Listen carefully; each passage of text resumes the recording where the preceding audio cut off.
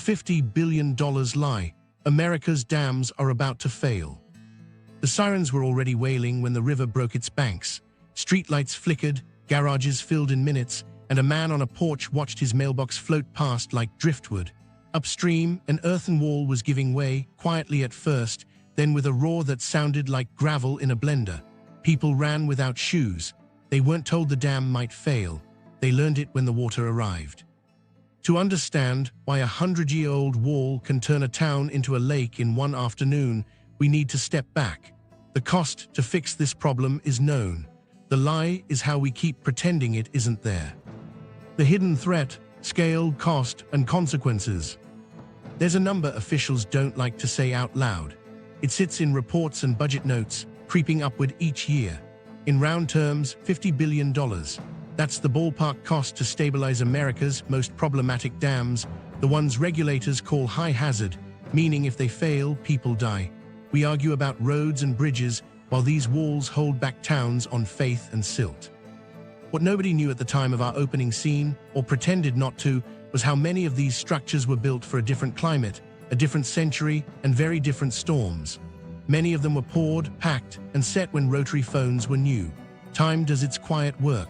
Concrete cracks, drainage clogs, ownership changes hands, paperwork multiplies while spillway gates rust in place. Meanwhile, something else is happening. Rainfall isn't showing up the way it used to. It's arriving in violent bursts, hovering over watersheds like a stalled freight train. Rivers that spent summers meandering suddenly swell in a morning. Engineers have a term for the worst storm you design for the probable maximum flood. Problem is that maximum was calculated with stale weather math. Storms grew, standards lagged, and budgets never caught up. Here's where the scale becomes human. More than 1,700 dams have been removed since the 1970s, mostly small ones. We celebrate restored salmon runs and clearer water, and those wins matter. But for every dam removed, hundreds remain, aging into obsolescence. Many are privately owned. Some are orphans on paper, abandoned by owners who dissolved companies and left a problem no one wants to inherit. Counties can't afford repairs. States can't force money that isn't there. Communities downstream live with the risk because moving isn't an option and insurance won't cover a wall's bad day. What this means on the ground is simple. When the reservoir is high and the soil is saturated, time compresses. The decisions that were delayed for decades come due in hours. Do you lower the lake and flood docks, or hold it and risk the crown?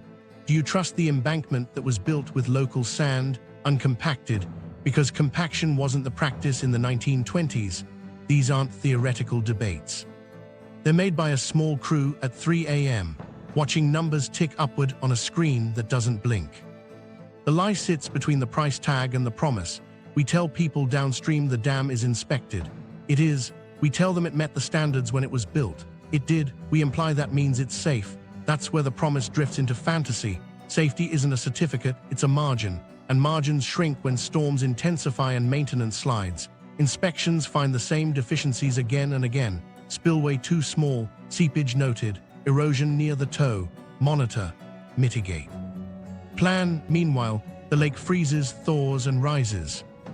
There's also a cultural weight here. Reservoirs aren't just water storage. They're lakes with names and memories. Kids learn to swim there. Towns hold fireworks over them. You don't vote to drain that. So communities cling to an identity built on a dam that was never designed to be forever. Repairs are announced, bond measures debated, grants pursued. Years pass. Ownership changes. Regulators write letters. Everyone hopes for dry summers. While that was happening in one valley, another river was being set free. The Klamath project, 4 hydroelectric dams removed, $500 million to make a river whole again. Within days, salmon nosed into channels they hadn't seen in generations. The sediment moved faster than people feared. Water clarity improved. Those facts aren't an escape hatch for everyone else. They're a proof of concept. It shows a path when repair doesn't pencil out, when safety and ecology point to the same door. But removal isn't the only answer, and not every dam should go. Some are critical: drinking water, flood control, hydropower. For those, the price is the price. You reinforce, rebuild spillways, add filtered drains, redo the hydrology, except that what was once probable maximum needs a new definition. It's not glamorous work. It's dirt, rebar, rock, and time. It's also cheaper than a disaster by an order of magnitude, but budgets prefer prevention only after the headline. This was the moment everything changed for the towns you'll meet in Act II. Rainfall climbed, legal responsibility blurred, and the gap between engineering reality and public reassurance widened. Engineers warned about embankments built with loose sands, about spillways that couldn't pass a modern storm, about reservoirs run high because lakeside property values demanded it. There were meetings. There are always meetings. You can see the consequences in the satellite images. Bright blue scars where lakes used to be after a failure, brown ribbons of freshly cut channel where water yanked its freedom back. You can see it in living rooms where people line up wet photo albums to dry under box fans. There's a moment in every flood when the water falls just short of the family room and everyone cheers. There's another moment when it doesn't. So how did we end up with a nation of walls built for yesterday's river? The short answer is that we built fast, cheap, and local. We regulated by what we knew, then we stopped funding the work that wasn't visible. The long answer is coming. It has names, dates, and a phone call that started with clinking silverware and ended with a man watching his street become a current. Before we get there, hold on to this. The scale is national, the cost is real, and the consequences are personal. Micro story, breakfast call, everything changes. He was halfway through his eggs when the phone buzzed, one of those loud, insistent rings that means someone upstream is scared. He glanced at the clock, then the weather app. The radar looked like a bruise over the watershed. He took the call anyway. Levels are rising faster than forecast, a voice said. We're at gate 3. He didn't finish the eggs. He left the plate on the table, coffee cooling beside it, and stepped into boots without socks. The drive to the operations room was 15 minutes on a good day, longer if the culverts were already underwater. He hit the wipers and tried not to think about the last inspection letter sitting unread in his inbox. Unknown to him, across town, a woman in a small house near the river was zipping her grandson's jacket. She'd lived there since 1987. She'd heard the sirens once before when the paper mill caught fire and assumed that was the worst sound a neighborhood could learn. At the control room, he stared at the inflow numbers. They didn't make sense. The lake had been high for days. The gates were open as far as they dared anymore, and the downstream banks would erode. He called the owner, straight to voicemail. He called the state, a recorded line. He called the county and got a tired voice that said, "We are sandbagging by the bridge." The eggs were cold now. Back at the house, the grandson asked why the lawn looked like it was breathing. She didn't have a good answer. She moved the photo box onto the kitchen counter and placed a towel under the back door. It always leaked first. At 9:17, the water hit the lip of the driveway. He watched a plastic tricycle float, bump the mailbox, and spin. He thought about that inspection note, static liquefaction potential in embankment sands, words that didn't feel like anything until the river came into his yard. That was the moment the plan on paper became a day you don't forget. The 2 dams that failed in one day, Edenville, Sanford. 3 days earlier, rain started stacking over mid-Michigan. By the morning of May 19, 2020, Wixom Lake was about 5.5 feet above normal, roughly 3 feet higher than the previous record, pressing hard against a dam built when Model TS were new. At Edenville, the numbers on the screen turned from caution to crisis. The gates were open, but the lake kept rising, pushing weight into an embankment made of loose, sandy soils that had been flagged for years. Engineers had a phrase for the risk: static liquefaction, dry words that would soon look like motion. Here's the stakes, stripped of jargon. Upstream, 40,000 acre-feet of water had nowhere else to go.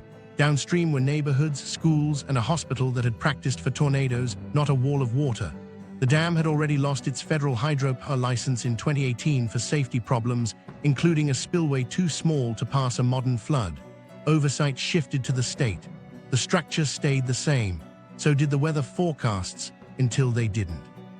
What nobody on the ground knew at that moment was the exact way earthen dams can fail without overtopping. You don't need water to crest the crown if the soil inside loses its strength. Saturated, loosely packed sand, especially in older embankments, can act solid until pressure rises and it suddenly behaves like a fluid. The independent forensic team would later write it plainly.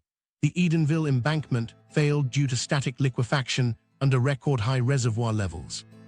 It didn't matter that the lake was still roughly 115 feet below the crest. The strength vanished from the slope. The dam let go. The action played out in minutes. A sliver of bank slumped near the east spillway, then a bite, then a widening mouth. The reservoir found the weakness and carved it open. A roar rolled down the Tobacco and Tittabawassee rivers, gravel, logs, propane tanks pinging off bridges. Phones lit up. Sirens chased the water but couldn't outrun it. Upstream cottages popped free like toy blocks. Downstream, the Sanford Dam braced for a blow it couldn't shed. At Sanford, operators watched their own gauges spike. They hadn't planned for a surge like that because their upstream neighbor wasn't supposed to fail. Overtopping is a dam's nightmare. Water pouring over earth cuts fast, eats at the backside, and the whole mass unzips. Within hours of Edenville breaking, Sanford's reservoir surged, the spillway couldn't keep up, and water rolled over the embankment. Erosion did the rest. One failure begetting another, same river, same day. Impact landed across living rooms and spreadsheets. More than 10,000 people evacuated. Streets turned to channels. Over 2,500 structures were damaged. Miraculously, no one died, a credit to frantic, effective emergency response. But the bill didn't vanish with the floodwater. Insurance didn't cover a dam owner's negligence. Lawsuits multiplied. The owner had a long record of violations. Regulators had a long record of letters. Residents had basements full of mud. Meanwhile, investigators started the meticulous work. They scraped the breach, sampled soils, read a century of records. The final report, released in 2022, didn't hedge. Poor original construction in the 1920s using uncompacted, loose sands. Downstream slopes steeper than what modern standards allow. Inadequate drainage. A spillway undersized for extreme events. Years of warnings about insufficient capacity. A federal license yanked in 2018. Oversight handed to the state just as climate-loaded storms became the new normal. The failure wasn't a mystery, it was a sequence. Made it feel like a betrayal was how foreseeable it was. Engineers had used the words liquefaction potential, insufficient spillway capacity, non-compliant. After the fact, those phrases sounded like a siren in slow motion, but budgets, lawsuits, and jurisdictional arguments moved at half speed. While that was happening, the watershed changed. In the 48 hours before the breach, Gladwin County measured up to 8 inches of rain, with Midland County around 4.7 inches. The lake rose about 3 feet above any previous record. The dam didn't care about whose signature was on which letter. It cared about weight and weakness. In the aftermath, crews cut down the remains to lower risk, dropping the spillway elevation by 20 feet to keep future floods from rebuilding a lake behind broken walls. The river cut a new path through the old bed, a braided channel where pontoon boats used to idle. Residents argued over reconstruction, costs, and whether to bring the lake back. The price tag to rebuild was set in the hundreds of millions.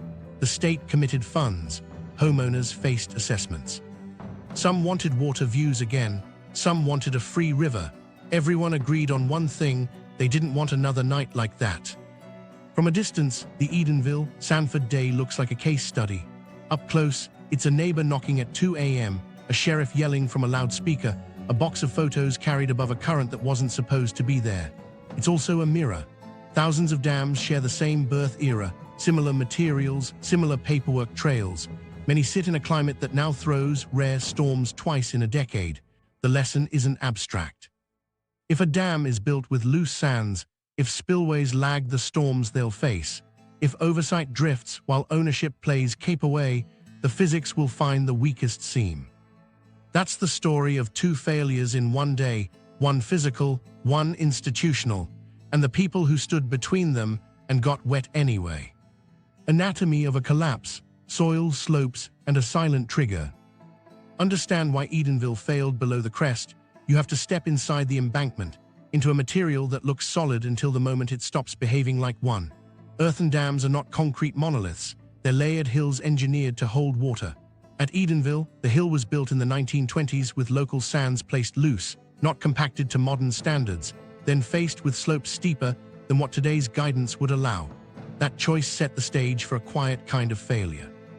Engineers talk about strength in terms of grains and pore pressure. In a healthy embankment, The soil skeleton, sand particles interlocked, carries the load while drains wick water away, keeping the pressure between grains low. But if the soil was dumped loose and drains are sparse or clogged, rising reservoir levels push water into the pores faster than it can escape. The pressure inside climbs.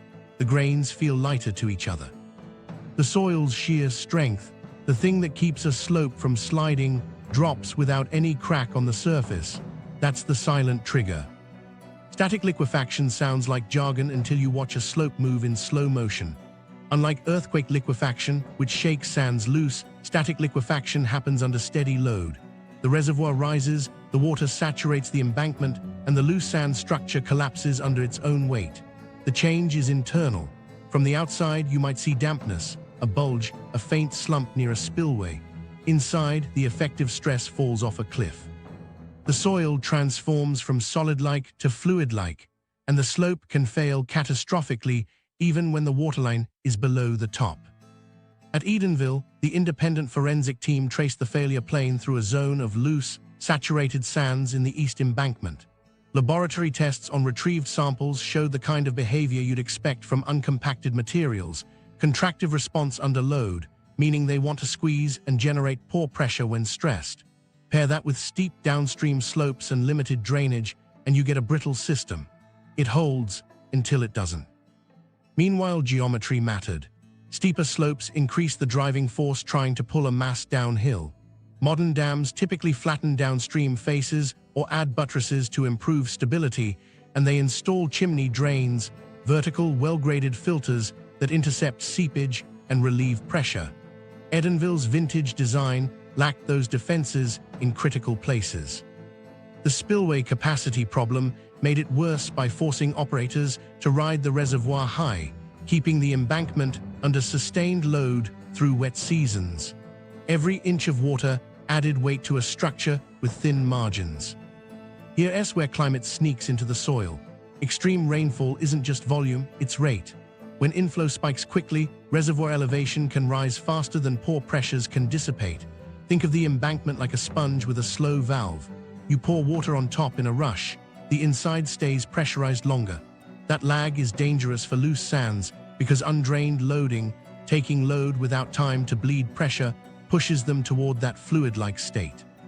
In May 2020, the watershed delivered a fast, heavy pulse.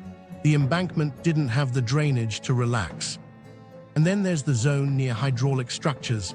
Transitions where soil meets concrete are notorious for stress concentrations and seepage paths. The East Spillway area had long been flagged for erosion concerns. It's not that the concrete failed, it's that the soils adjacent were predisposed to lose strength. Early sloughing, there was the tell. Once a small slump formed, the reservoir exploited it, increasing flow, eroding the breach, and turning a localized weakness into a widening gash. What nobody standing on the bank sees is the invisible accounting: effective stress versus pore pressure, driving force versus resisting strength. At Edenville, the book stopped balancing. The slope didn't need to be overtopped. It needed only a nudge into instability, and the internal physics did the rest. The lesson lands hard for thousands of similar embankments. Materials and drainage trump appearances. Loose soils remember how they were placed. Slopes remember their angles. Water remembers every path it's ever taken and finds the next one the moment we give it pressure and time. The climate multiplier, outdated maps, new extremes. Engineers like clean numbers, return periods, design storms, neat curves you can trace with a pencil.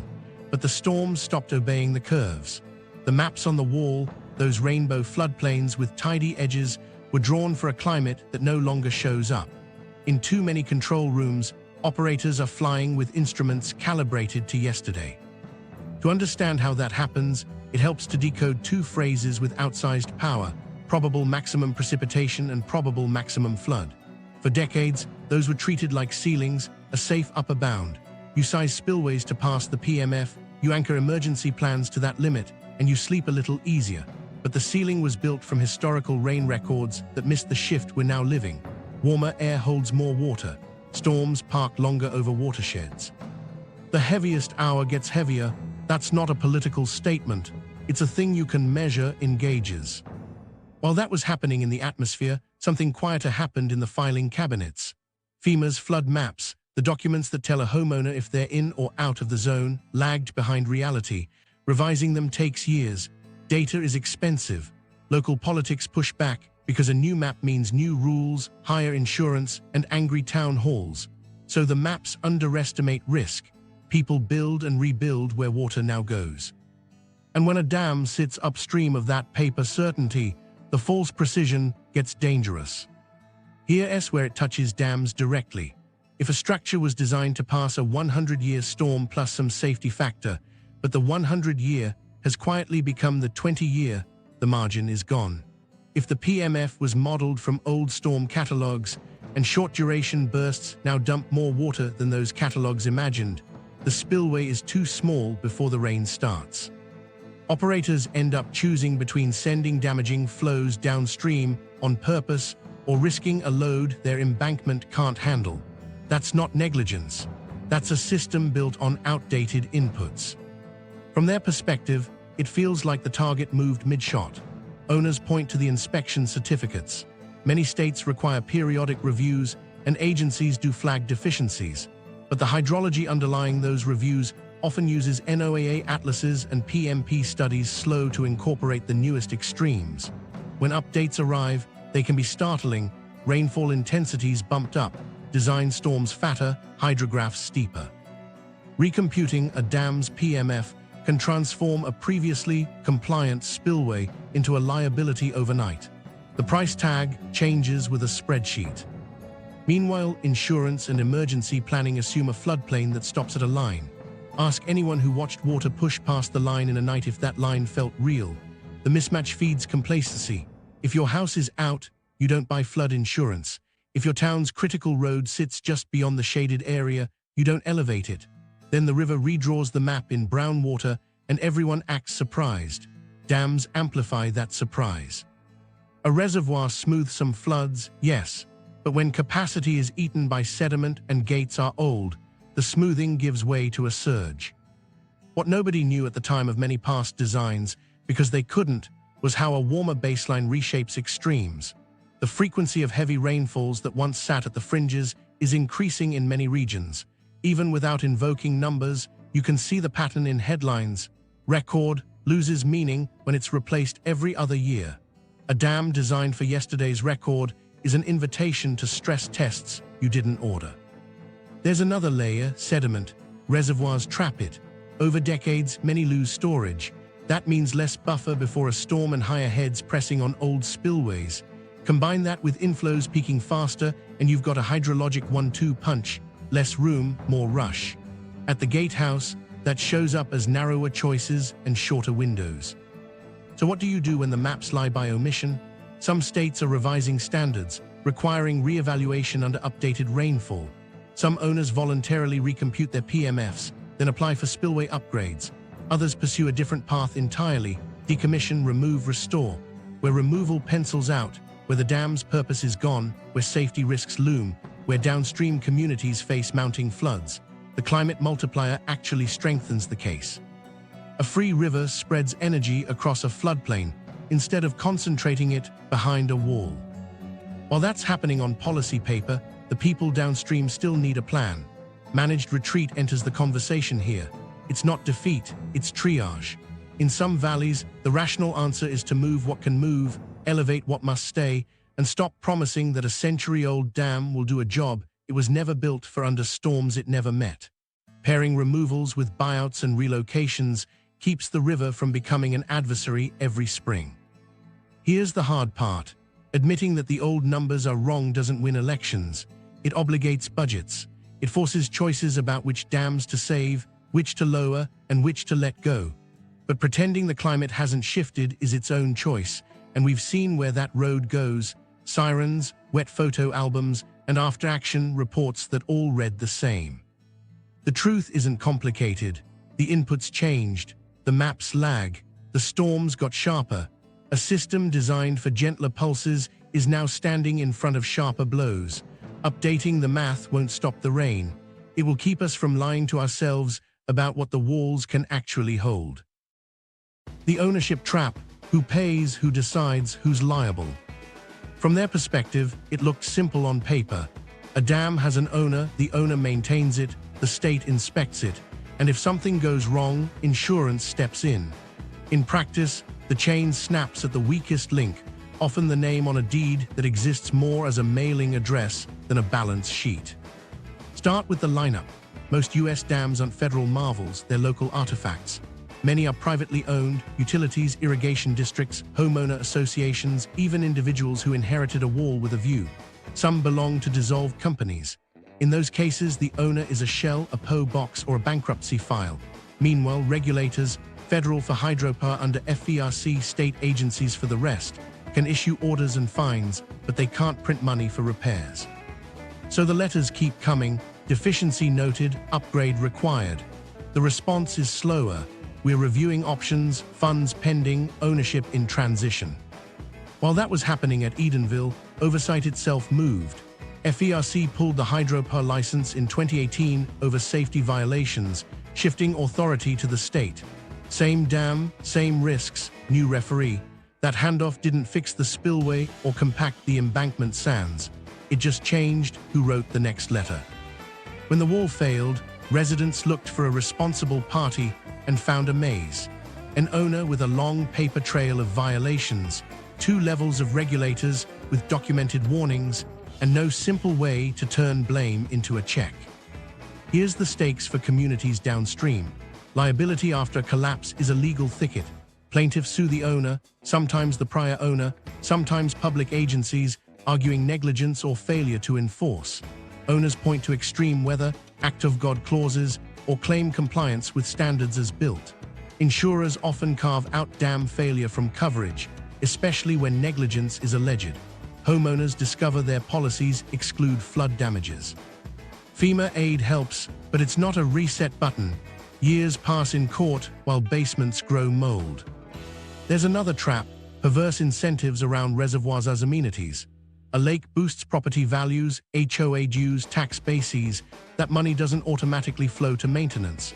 Boards are reluctant to levy steep assessments. Counties hesitate to raise taxes. States juggle long lists of aging structures. In good years, owners patch and plan. In lean years, they defer and hope. Then a wet spring arrives, and hope becomes a strategy. From the owner's perspective, a major upgrade can dwarf annual budgets.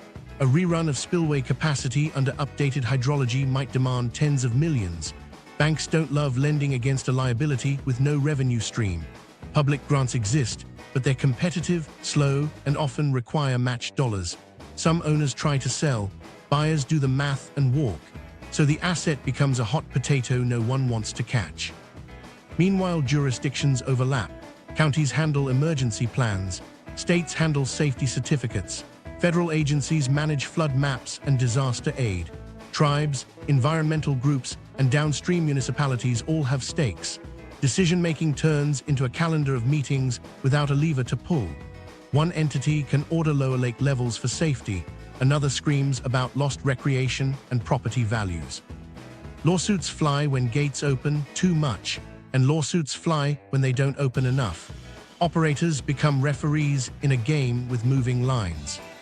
This is where the idea of managed retreat and strategic removal stops being a concept and becomes a way out. If a dam's original purpose is gone and the cost to fix it eclipses its value, removing it can dissolve the liability. But removal doesn't erase everyone's risk by magic. You still need buyouts in the new floodplain, adjustments to bridges and utilities, and robust sediment plans. The upside is clear.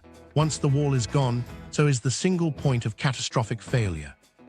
The river goes back to being a river, and responsibility shifts from one private balance sheet to a broader public adaptation plan. On the Klamath, the path looked different because the owners, tribes, states, and the federal government built a coalition with money and authority. A $500 million fund, negotiated liabilities, clear permits, and a project company purpose-built to remove. That alignment turned decades of deadlock into excavators in the channel. It wasn't easy, but it showed that when governance lines up with funding, the trap opens. Most places won't get a Klamath-sized fix. They'll get choices: rebuild and accept the true cost, lower the reservoir to widen safety margins and accept angry dock owners, or take the wall out and commit to floodplain adjustments. What nobody wants to admit is the status quo is a choice too, the one that leaves liability hanging over families downstream and technicians at the gate staring at rising numbers with no good button to press. The ownership trap isn't a mystery. It's a map of incentives pointing away from action. Breaking it requires money that shows up before the headline, regulators who can tie orders to resources, and communities willing to trade a postcard lake for a safer valley. The bill is large. The alternative is larger, and it's paid in nights you never get back. The case for strategic removal. From their perspective, the choice felt like defeat. Take out the wall that made the lake, or spend money you don't have to keep a risk you can't afford. But removal isn't surrender, it's strategy. It's choosing a river over a roulette wheel. Start with what we've learned when the excavators show up. On the Klamath, 4 hydroelectric dams stood for a century. In 2024, they came down about $500 million to reopen roughly 400 miles of habitat and remove a safety liability that nobody wanted to insure forever. Within days, salmon found upstream channels like they'd been waiting at a locked door. Early monitoring showed rapid sediment redistribution and initial improvements in water quality and fish passage. For tribal nations who fought for this, it wasn't just biology, it was culture, food, and a promise kept. The stakes go beyond fish. Every obsolete dam left standing is a single point of catastrophic failure. Remove it, and you don't just boost ecology, you flatten the risk curve. A free river spreads energy across the floodplain. It rises and falls without a brittle threshold where safe flips to disaster. That shift matters when storms sharpen. It's flood resilience built from physics, not press releases. Meanwhile, the economics pencil out more often than people expect. Repairing an aging dam, upgrading spillways, rebuilding embankments, adding drains, can run into tens of millions with no guarantee the climate won't push you back to the drawing board. Removal is often 3 to 5 times cheaper than full rehabilitation, and it eliminates ongoing maintenance, inspection liabilities, and litigation exposure. That's not theory, it's a pattern seen across states that have done the math. The bill arrives once, and the risk retires with it. What nobody tells you up front is that the hard part isn't the excavator, it's the calendar. Permitting can take longer than demolition. Agencies want sediment plans, endangered species consultations, cultural resource surveys, and downstream impact models. They're right to ask, rivers hold more than water. The Cedar Grove and no-name removals showed how permitting can outlast physical work, with projects waiting on approvals even when crews are ready. One fix is capacity. Train more contractors, build playbooks, and standardize templates so the next team doesn't reinvent the same environmental checklist. Here's where prioritization matters. Not every dam should go, and not every dam can stay. New decision frameworks sort candidates by safety risk, ecological payoff, cost, and community acceptance. A Tier 1 might be an orphan mill dam sitting above a neighborhood. High hazard, no purpose, cheap to remove, big habitat win. A Tier 3 might be a drinking water reservoir with a robust operator. Keep it, reinforce it, update the hydrology. The point is to stop treating all walls as equal. They aren't. While that triage unfolds, the human map has to shift too. You can't pull a dam and then pretend nothing downstream changes. Managed retreat steps in here. It's not about emptying valleys. It's targeted buyouts for the most exposed homes, elevating critical roads, moving utilities out of the floodway, and designating space where the river can braid and breathe. Done together, removal and retreat swap brittle control for flexible safety. Communities trade a postcard lake for trails, fishing access, and a riverfront that isn't a loaded spring. There are real concerns. Sediment can carry contaminants. Short-term turbidity can stress fish before recovery surges. Irrigators and industries lose predictable head. Historic structures and memories are tied to these walls. Those aren't speed bumps to dismiss, they're problems to solve. Projects stage releases, trap hotspots, schedule windows that protect spawning, and build new intakes or pumps. They capture oral histories and preserve pieces where they can. The aim isn't to erase the past. It's to stop gambling the future on a dam that won't survive the next generation of storms. And there's politics. Lakeside property owners fear value loss. Counties worry about recreation revenue. The answer isn't lectures, it's alternatives. Many towns that removed dams built parks and whitewater features, hosted festivals, and watched outfitters, cafes, and guide shops replace marina slips. Riverfronts that were once private became public. That transition won't mirror everywhere, but it shows a different kind of prosperity is possible when the sirens go quiet. Meanwhile, Europe's running its own version, barriers coming out to meet biodiversity and climate goals. The momentum is international, more projects, better science, faster recoveries. One lesson repeats, rivers heal quicker than our paperwork predicts. Fish move fast, channels stabilize in months. The anxiety horizon is long, the recovery clock is short. From their perspective at the gatehouse, removal feels like giving up control. From downstream, it often feels like getting control back. No more midnight calls about a wall built with 1920s sands. No more lawsuits over gate positions in a storm. Just a river doing the work it evolved to do, within a valley we've learned to respect. The case is simple, not easy.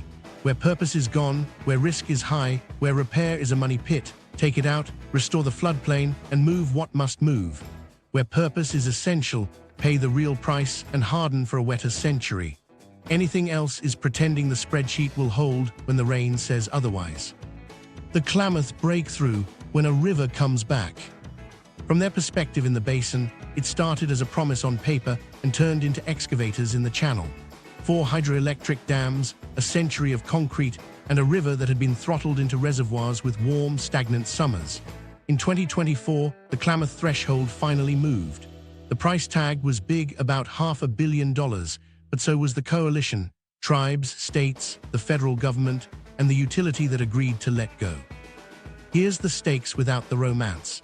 The Klamath wasn't just an engineering problem, it was a food system, a treaty right, and a river with salmon runs reduced to a memory. Toxic algae blooms painted summer water green. Juvenile fish crowded into warm pools and died. For the Yurok, Karuk, and other tribal nations, the dams weren't abstractions. They were broken promises you could see from the road. The deal to remove them wasn't charity. It was restitution and risk management in the same sentence. The action came in stages.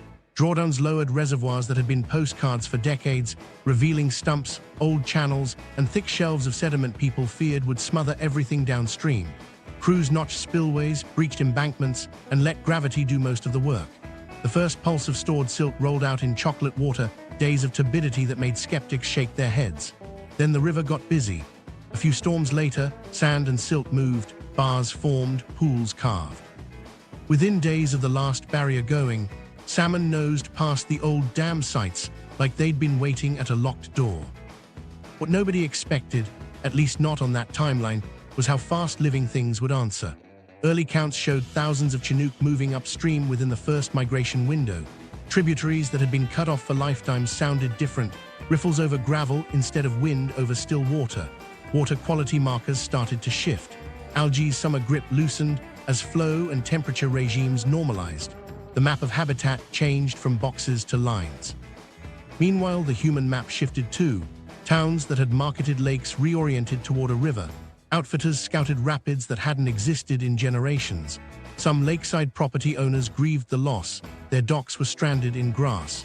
The project team had prepared for that, building new access, buying out the most exposed parcels, and setting aside funds for shoreline stabilization where necessary.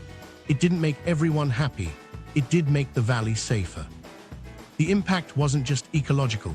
Liability evaporated with the walls. No more inspections for aging gates, no more letters about spillway capacity, no more midnight calls when an atmospheric river parked over the watershed. The single point of failure was gone, replaced by a system that spreads energy across a floodplain instead of betting the valley on a dam built when slide rules were cutting edge.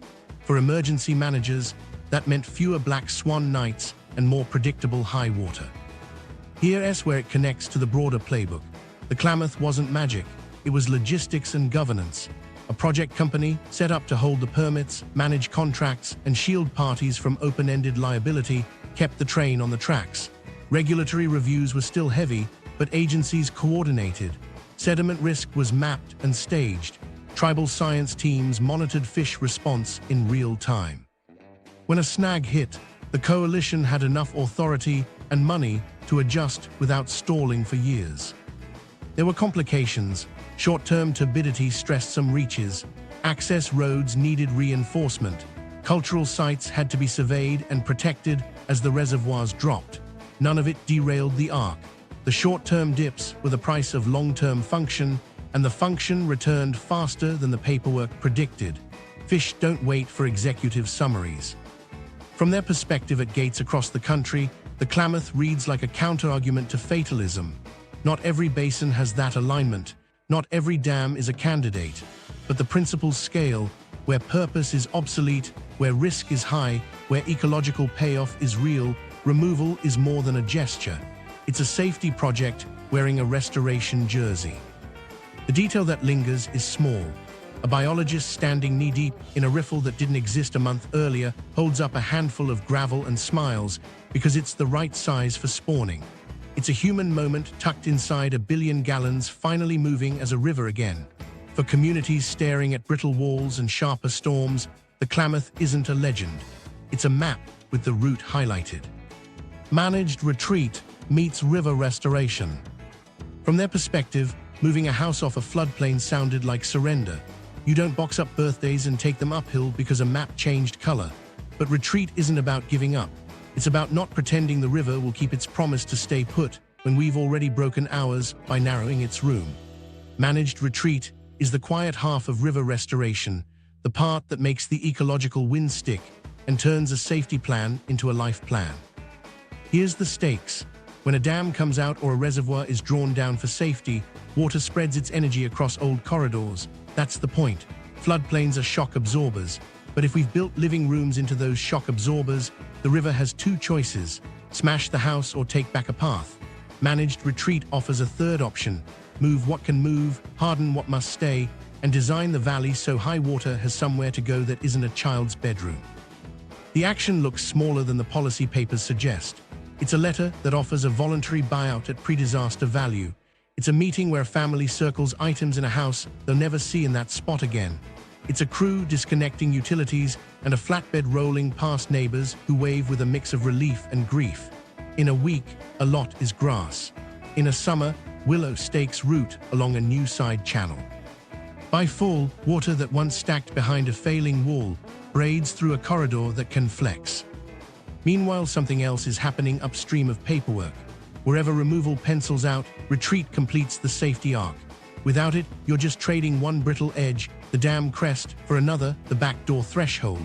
Cities that get this right stagger their moves.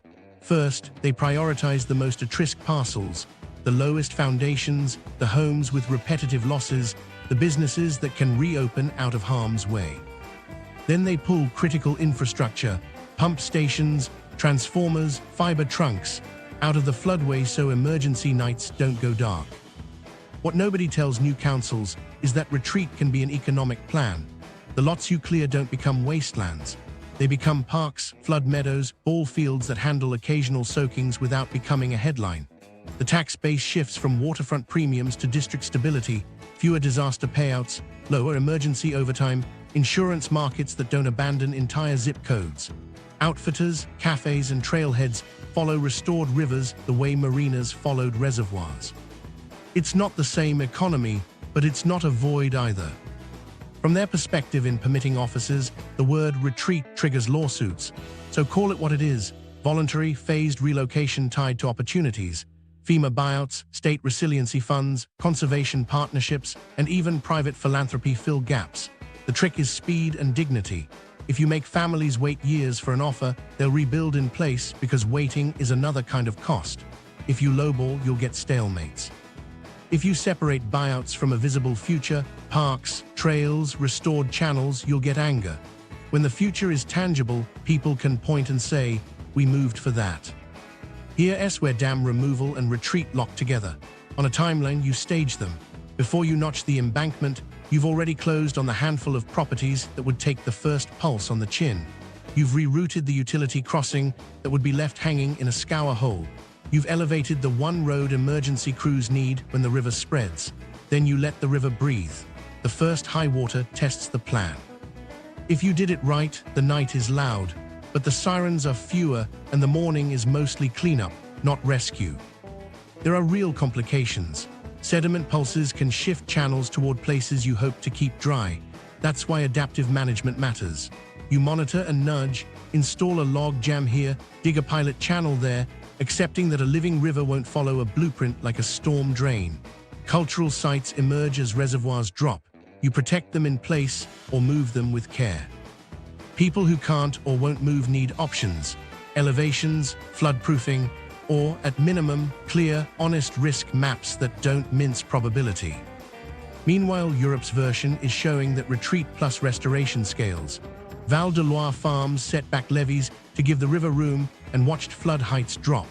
Towns in Spain and the Netherlands turned former flood-prone neighborhoods into wetlands and sports fields. The lesson translates: space is safety, and safety is cheaper before the storm. From their perspective downstream of brittle dams, managed retreat sounds like an ending.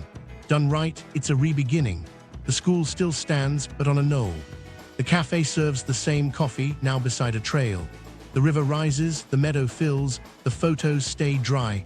You don't wait for a headline to prove the point. You build the valley that can shrug at the kind of rain that used to rewrite lives. How to choose a triage framework. From their perspective at the state office, the inbox looked like a map of headaches, a spreadsheet of dams, each with a different owner, problem, and price. You can't fix them all. You shouldn't remove them all. You need a way to sort, fast, fair, and defensible when the meeting gets loud. Here's the stakes. Every season you wait, you roll dice with people downstream. Spend money wrong and you waste years. Spend it right and you buy margins before the next deep plume parks over the watershed. Triage isn't heartless, it's how you stop headlines. The action starts with 3 columns: safety, purpose, and payoff. The first column is blunt. Does this dam threaten lives? High hazard classification moves it to the top, but not all high hazards are equal.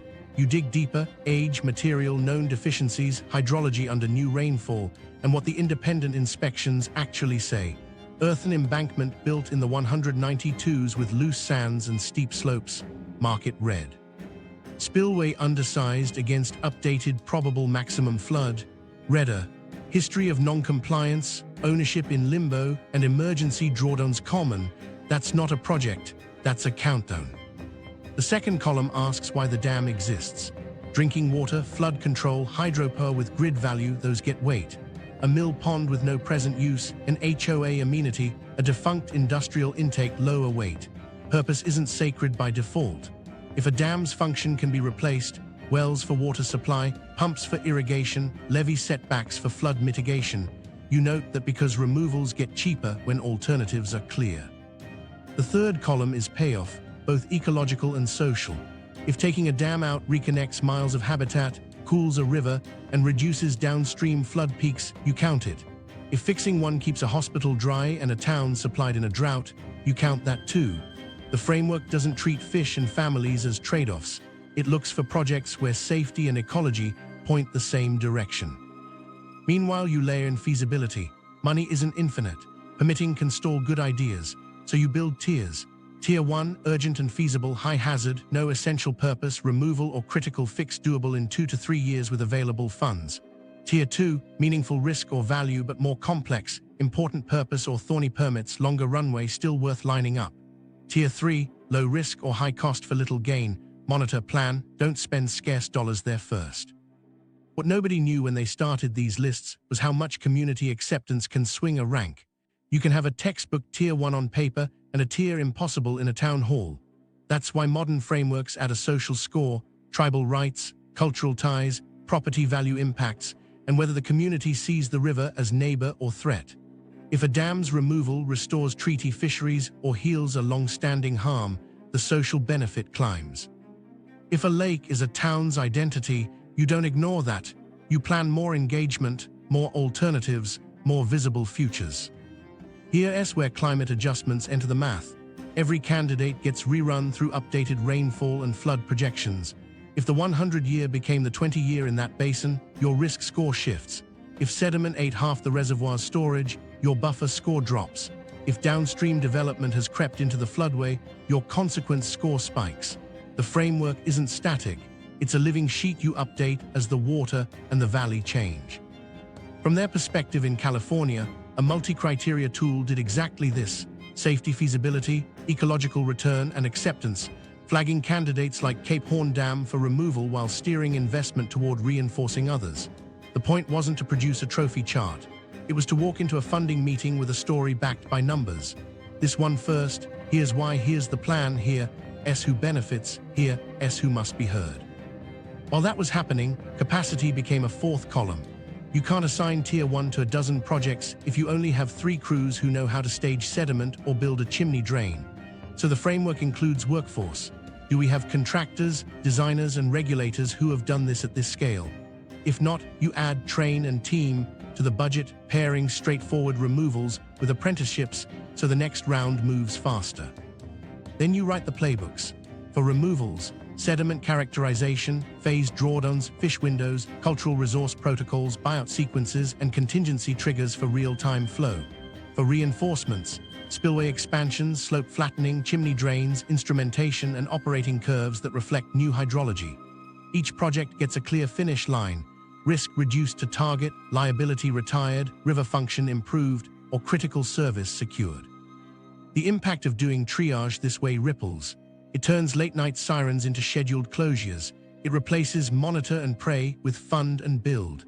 It pulls orphans off the map, those abandoned dams no one wants to own, and either dismantles them or makes their danger impossible to ignore. And it makes the politics survivable because the choices are transparent. People can argue the weights, but they can't say the wheel was spun in a back room. From their perspective downstream, the only metric that matters is whether the next storm feels different. Triage done right makes a valley shrug where it once panicked, and in a decade, the spreadsheet shrinks, not because the risk vanished, but because you stopped lying to yourself about where to start. Keeping what we keep: upgrades, standards, accountability. From their perspective in the control room, not every wall is a candidate for goodbye.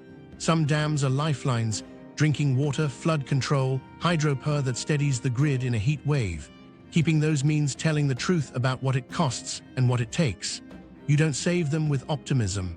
You save them with rock, steel, and rules that bite. Here's the baseline.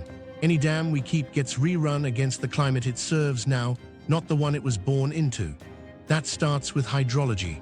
Update rainfall frequencies, recalculate probable maximum precipitation where required, and recompute the probable maximum flood under updated studies. If the new hydrograph is fatter and steeper, as it often is, you resize the pathway, widen spillways, add fusigates or overflow weirs that fail safely, and design outlet works that can draw down fast without chewing themselves apart. Storage lost to sediment is measured and managed, sluicing, dredging, or redesigning operations, because buffer is safety and empty space is a tool. Meanwhile, earthen embankments earn their keep with drainage and geometry. You flatten downstream slopes to lower driving forces. You install chimney and blanket drains, well-graded filters that intercept seepage, bleed pore pressure, and block internal erosion pathways. If materials are suspect, you build buttresses or upstream stability berms. Instrumentation stops being optional. Vibrating wire piezometers read internal pressures.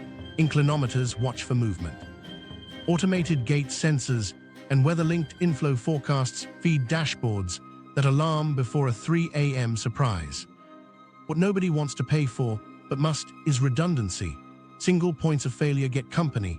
Twin power feeds to gate hoists, backup generators in elevated flood-safe enclosures, manual overrides that are actually maintained and practiced.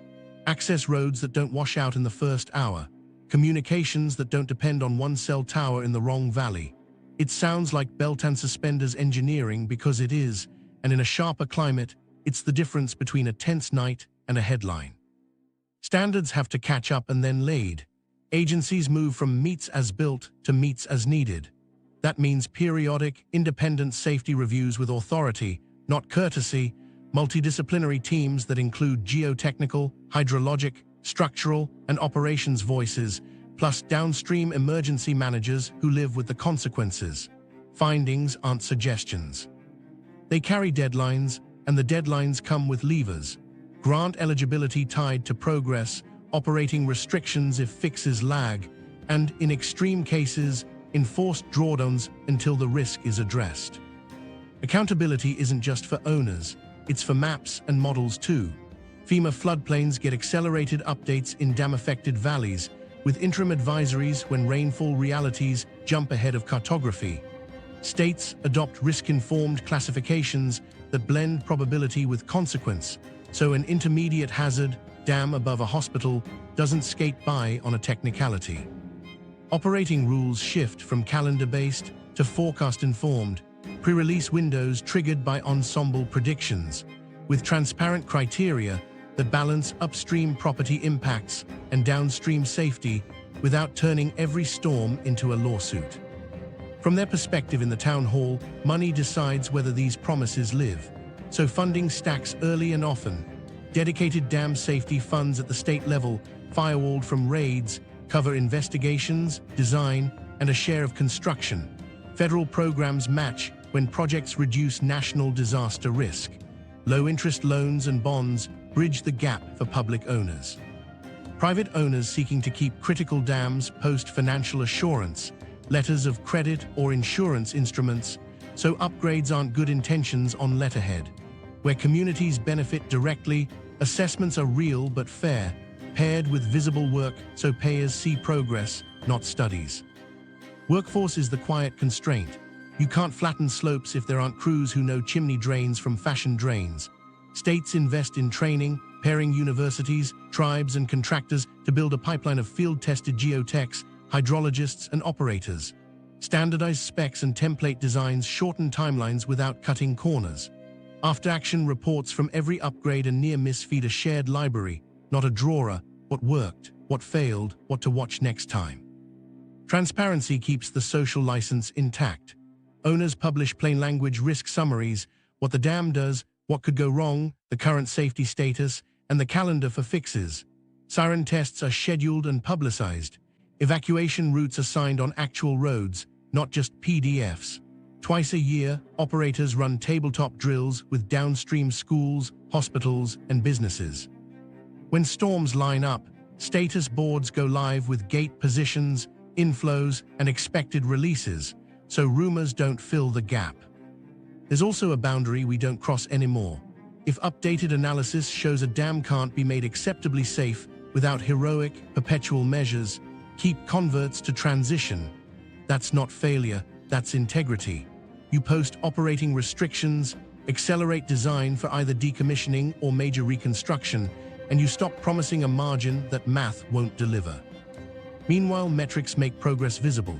For every dam kept, you track 5 numbers: spillway capacity versus updated PMF, embankment factor of safety under credible load cases, drawdown rate achievable in 24 hours, condition index for critical mechanicals, and an emergency action plan score tested against realistic scenarios.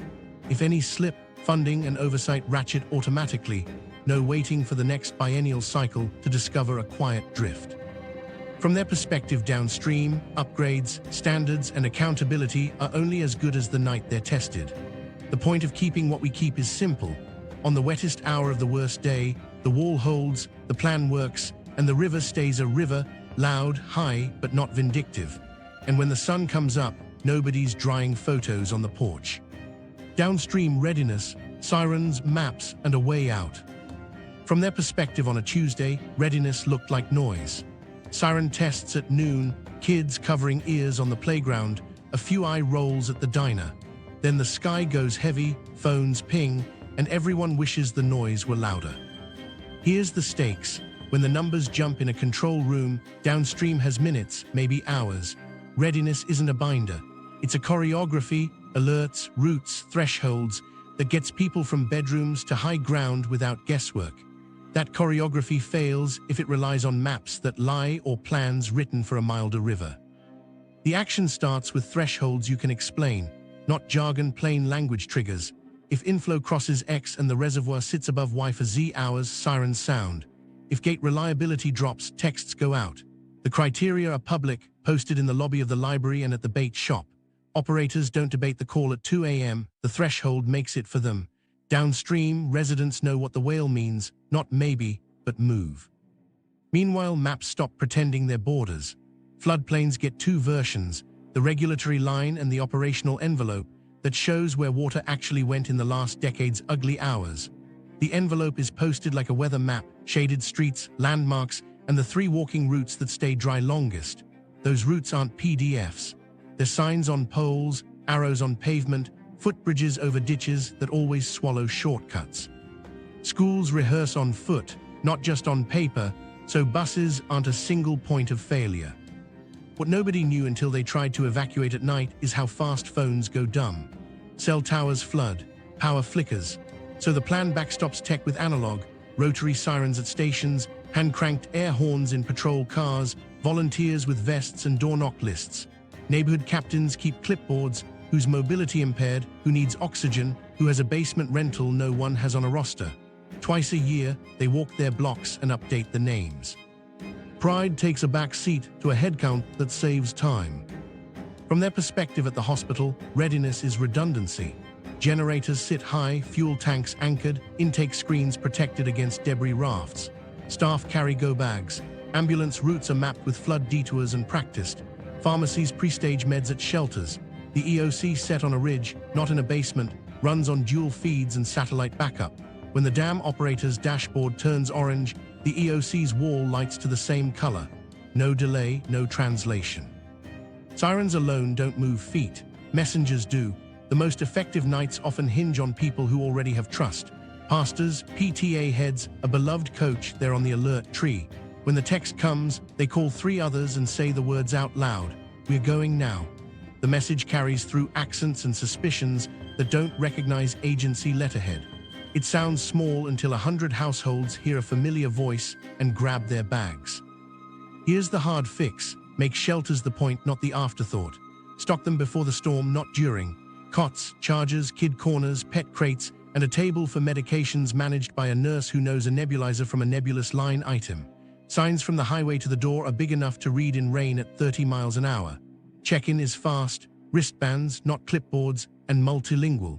If shelters feel like chaos, people won't leave home next time. While that's happening, trains and trucks matter. Railroads and dots get the same thresholds, the same clocks. If releases will raise a crossing by morning, yardmasters move hazmat tonight.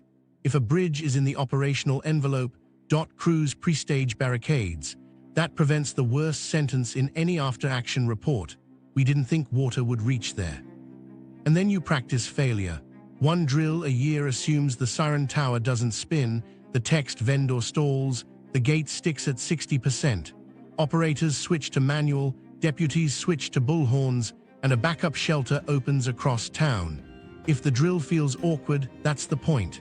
The night won't be elegant. Accountability shows up in 3 numbers on a board the public can see: time from threshold to alert, percentage of households reached, and median evacuation time to high ground.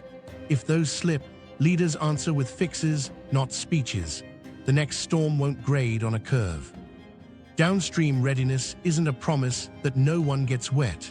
It's a promise that people get out, hospitals stay lit, and the morning after is cleanup, not names read on a microphone. The $50 billion truth: spend to remove, invest to adapt. From their perspective at the state capitol, $50 billion looked like fantasy money, too big to say out loud without flinching. But spread across valleys with brittle walls, it's not a fantasy, it's the tab to stop pretending. The lie was that we could keep skating by on inspections and luck. The truth is a choice. Spend to remove where risk is concentrated and purpose is gone. Invest to adapt where dams must stay and downstream needs room. Start with the ledger. On one side, obsolete dams, many private, many orphaned, holding back liabilities with no revenue. Removal, staged right, costs less than rebuilding and retires the risk. On the other side, critical dams, water supply, flood control, hydropower, demand real upgrades, bigger spillways, stronger embankments, smarter operations. Then there's the valley itself. Buyouts, elevations, bridges lifted out of the way, parks that double as flood meadows. Add workforce and permitting capacity so projects move on calendars, not wish lists. Here's how the numbers sort when you stop rounding. Dedicate a national removal fund that targets the worst first. A rolling 10-year, $15 $20 billion pool focused on high-hazard, low-purpose structures. Pair it with state-matched dollars and tribal partnerships that unlock projects like Klamath without waiting a generation.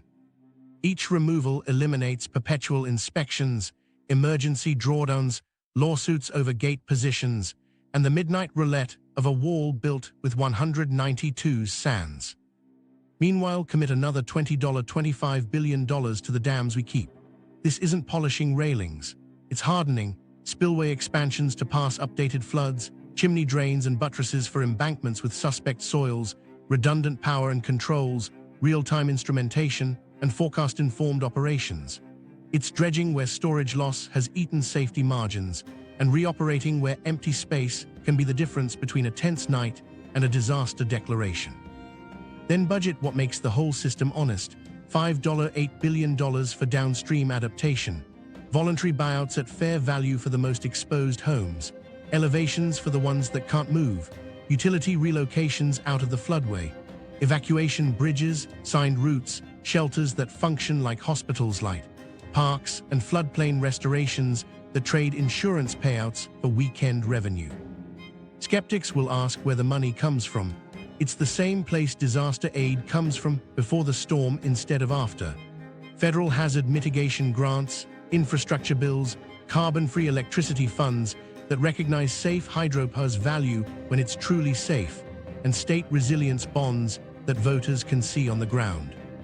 Private capital plays a role when owners keep assets, low-interest loans and tax credits tied to verifiable risk reduction, plus financial assurance so upgrades don't vanish into courtrooms.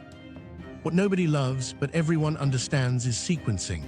Year 1 to 3, stand up the removal program, clear permitting backlogs with standardized templates, and launch the first wave of Tier 1 projects, those with high risk, low purpose, and clear ecological payoff. In parallel, design packages for critical dam upgrades that can break ground within 2 construction seasons.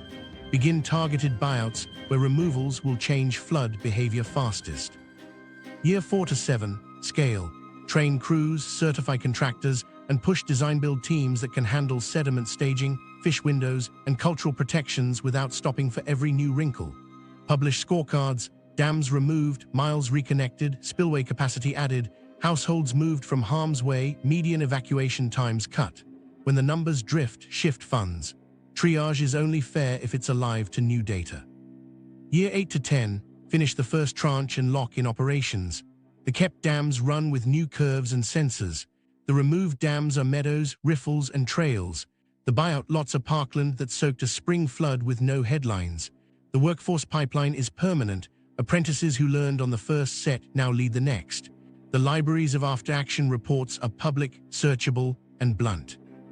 Meanwhile, fix the rules that make people lie to themselves. Flood maps get an operational envelope layer that shows where water has actually gone in the last decade. Dam safety reports go plain language and public.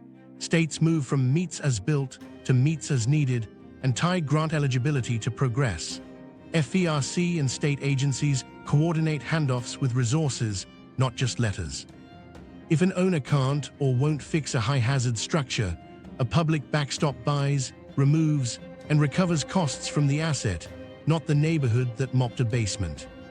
This isn't charity, it's arithmetic. Edenville taught it in brown water. Klamath showed the upside. Europe's removals proved rivers heal fast when paper finally moves. 50 billion won't touch every wall, but it can flip the risk curve in the valleys that keep showing up in headlines.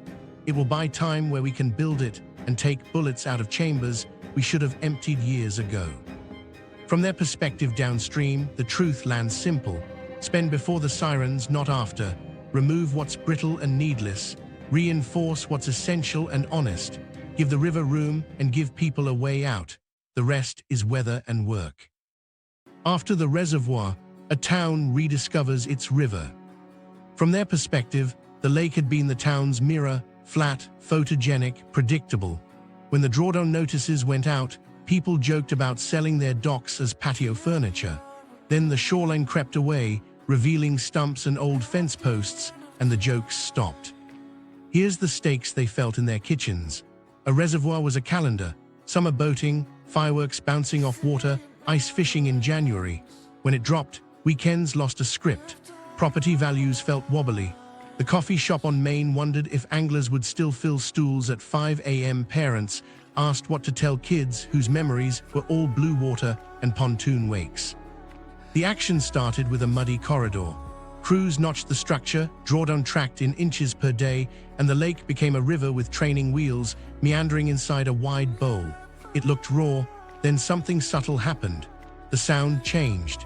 Instead of wind over flat water, there was motion, riffles, a low rush that didn't need engines. Meanwhile, the town pivoted faster than its council thought possible. The park's crew turned exposed lakebed into a temporary trail with orange flags, then replaced flags with crushed rock. High schoolers painted wayfinding arrows. A hardware store sponsored mile markers. The bait shop rebranded half its wall, river lures where trolling spoons used to hang. The Chamber of Commerce moved Lake Days 2 blocks inland and called it Riverfest. Adding a kayak demo in a mellow bend, the restoration team had carved as a side channel. What nobody expected was how quickly families started showing up with nets and curiosity. Kids pointed at caddis cases on rocks and asked why they were furry. A retired teacher led Saturday walks, telling stories about when her grandfather described this as a river before it was a lake. Tribes sent educators to explain salmon life cycles and why cold, moving water mattered. The conversation shifted from loss to learning without a press release. Not everyone came around. A row of houses at the former shoreline looked out at mud, then grass, and felt abandoned. The project team met them on porches with maps and options, plantings to stabilize new banks, boardwalks to reach the channel, and for the most exposed, buyouts at pre-disaster values. Some took checks, others asked for time. The town offered both and kept showing up, because trust takes more than a plan. Here's where the economy surprised them. Outfitters brought trucks with racks of rental kayaks. A food truck parked near the new put-in and sold out by noon. The motel that lost boat trailers in its lot saw hikers and birders roll in with binoculars. Volunteers planted willow stakes and alder in neat lines along the forming banks, and by summer's end, shade stitched a green seam where shoreline used to be a sharp edge. The river started doing homework while they slept. Spring storms rearranged sandbars, cut a new channel behind the old boat ramp, and left a half-moon beach that became a Saturday magnet. Floods that once stacked, threatening to spill over the brittle crest, spread into a new flood meadow the town had seeded with native grasses. The meadow soaked and drained without sirens, and the public works director smiled in a way he hadn't during the last decade of high-water seasons. From their perspective at the school, field trips got better. Instead of a bus to a static overlook, classes walked to a cross-section of living hydrology, flow, sediment, insects, shade, fish. Science fair boards filled with macroinvertebrate charts. The 6th grade winner built a tiny flume with Lego weirs and explained why the river curved where it did. Parents filmed it like a recital. There were hiccups. An early storm dumped more sediment than expected, turning the water brown for a week. The town answered with clarity, not spin, posting turbidity graphs and expected timelines next to photos of fish spotted upstream a month later. The honesty built patience. People understood that healing looked messy up close. The last holdouts weren't villains, they were neighbors who'd lost a view. The town didn't demand enthusiasm, it asked for a chance. They gave it reluctantly and kept mowing. Then, in late summer, a small crowd watched the first trout flash in a restored glide where lawn had met reservoir. Someone clapped once softly. No speech, just a shared glance that said the place was finding its new rhythm. What started as subtraction, less water, became addition, trails, shade, a safer floodplain, new rituals. The postcard changed. The town did too, in ways that made the next storm feel less like a test and more like weather. Resolution and meaning. Edenville's lesson and Klamath's proof point to the same path. Stop gambling on brittle walls, build valleys that can take a punch. If this helped you see where the real choices are, remove what's risky, reinforce what's essential, and give rivers room. Subscribe and watch our next story on the town's rewriting flood maps in real time. It's the playbook communities need now.